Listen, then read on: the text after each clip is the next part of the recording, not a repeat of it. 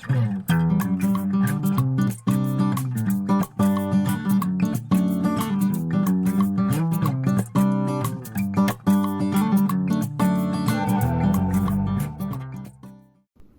maatjies, vandag gaan ek en Apie vir julle vertel van die storie van Jakob en Esau. Is julle gereed om te luister? En dan gaan ons 'n lekker liedjie saam sing. Geniet hom! Op 'n dag terwyl Jakob lensie sop aan die kook was, kom Esau doodmoeg uit die veld daaraan en sê vir Jakob: "Laat my gou van daai rooi goed wegsluk, van daardie rooi goed. Ek is doodmoeg." Daarom is hy Edom genoem. Toe sê Jakob vir hom: "Verkoop eers jou reg as eersgeborene aan my." Esau het geantwoord: "Ek gaan tog sterf. Wat baat dit my om die eersgeborene te wees?" Jakob sê toe vir hom: "Beloof my nou met 'n eed dat jy jou reg as eersgeborene aan my sal oormaak." Esau het dit gedoen en so sy reg as eersgeborene aan Jakob verkoop. Isak en Rebekka het getrou en kort daarna het Rebekka swanger geword met tweelingseuns. Tydens haar swangerskap het Rebekka gevoel hoe die tweeling in haar maag stoei. Sy het vir God gevra: "Hoekom gebeur dit, Here?" God het geantwoord deur te sê: "Die kinders wat jy dra sal groot word in 2 nasies. Die jongste sal groter wees as die ouer een, en die ouer een sal die jonger een dien." Toe die tweeling gebore is, het die eerste baba wat uitgekom het 'n rooi gekleurde vel gehad en baie hare. Isak en Rebekka het hom Esau genoem. Die tweede baba het sy broer se hakskeen gegryp toe hy gebore is. Isak en Rebekka het hom Jakob genoem. Esau en Jakob was baie verskillend gewees in hoe hulle gelyk het en in hoe hulle opgetree het. Esau was sterk en het daarvan gehou om in die veld te jag. Hy het 'n wilde en growwe voorkoms gehad. Jakob aan die ander kant was meer saggeaard en hy het verkies om by die huis te bly. Hy was ook verskriklik slim gewees. Hulle pa Isak was baie lief vir Esau omdat hy vir hom baie lekker vleis van sy jagtogte af teruggebring het. Maar hulle ma Rebekka was meer lief gewees vir Jakob. Eendag toe die broers groot was Jakob besig om 'n heerlike breedie te kook, toe Esau moeg en honger teruggekom het van die jagveld af. Esau het vir Jakob gesê: "Gee asseblief vir my van daardie breedie, ek is verskriklik honger." Jakob was toe baie slinks gewees en hy het 'n geleentheid gesien om sy boetie om die bos te lei. Hy antwoord toe: "Ek sal vir jou van die breedie gee, maar eers moet jy my jou eersgeboorte reg gee." 'n Geboortereg was 'n baie spesiale voorreg wat aan 'n seun gegee is wat eerste gebore is in 'n gesin. Esau sou 'n dubbele deel van sy pa se erfporsie kry en ook die gesag om eendag die leier van die gesin te wees.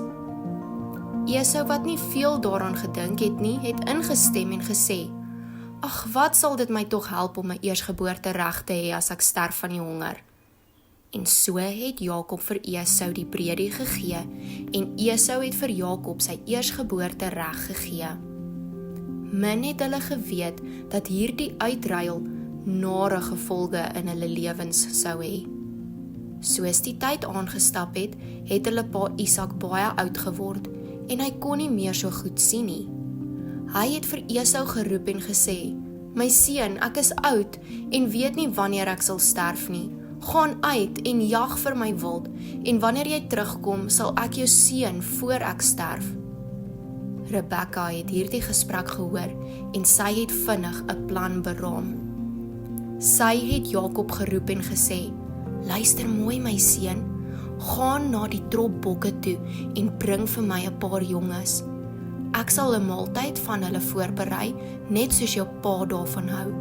Dan moet jy die kos na jou pa toe vat en hy sal jou seën in plaas van Esau." Jakob was eers huiwerig gewees.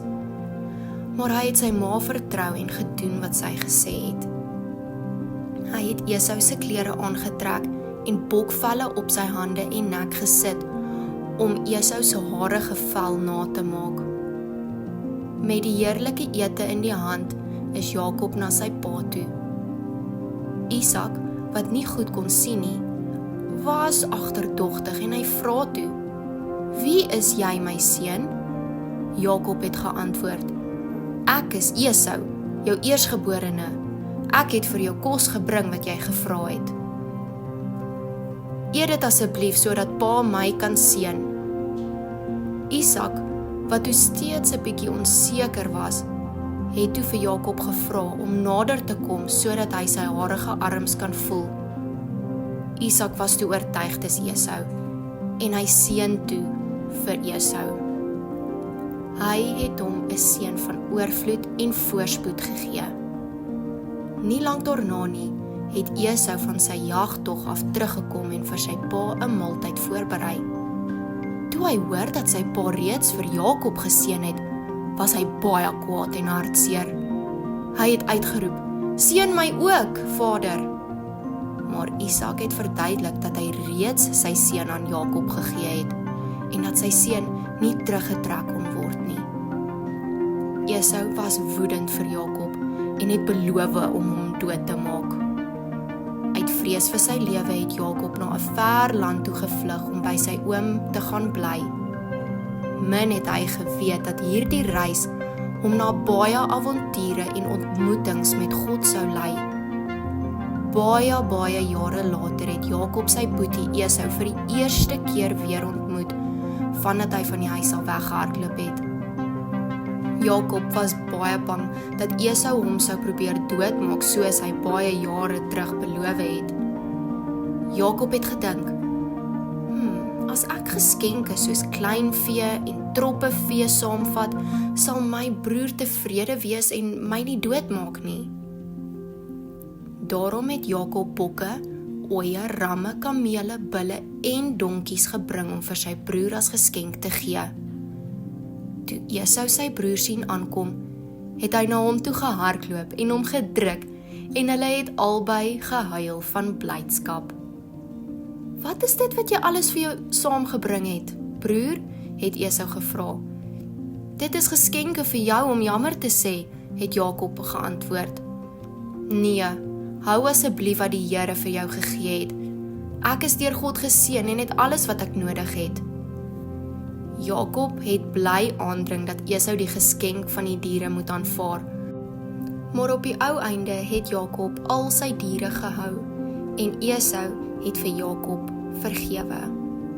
Al het Jakob sy pa en sy boetie bedrieg, het God hom nog steeds gebruik. En so sal God ons ook gebruik.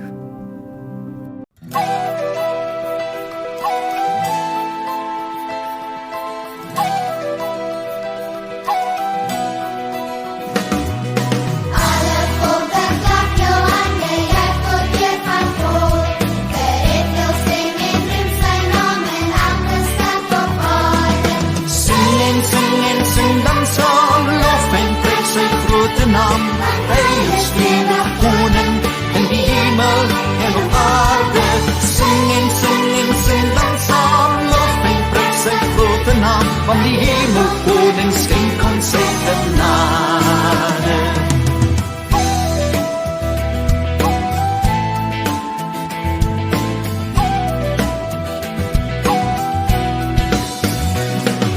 Hy is ewige koning in die hemel en op aarde. Die volke kniel en die nasies juig oor al sy skeppingsdade. Sing en sing dan saam, lof en prys sy grote naam, want hy is ewige koning in die hemel en op aarde.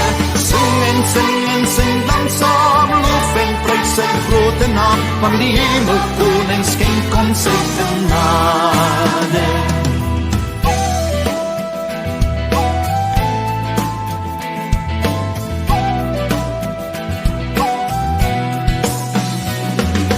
Ons gaan in sy woning en hy roep ons almal saam.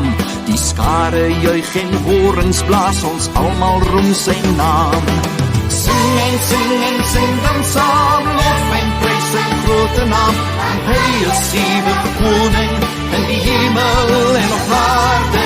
Sing en sing dan saam, lof en prys sy grote naam. Van die hemel koning skenk ons sy genade.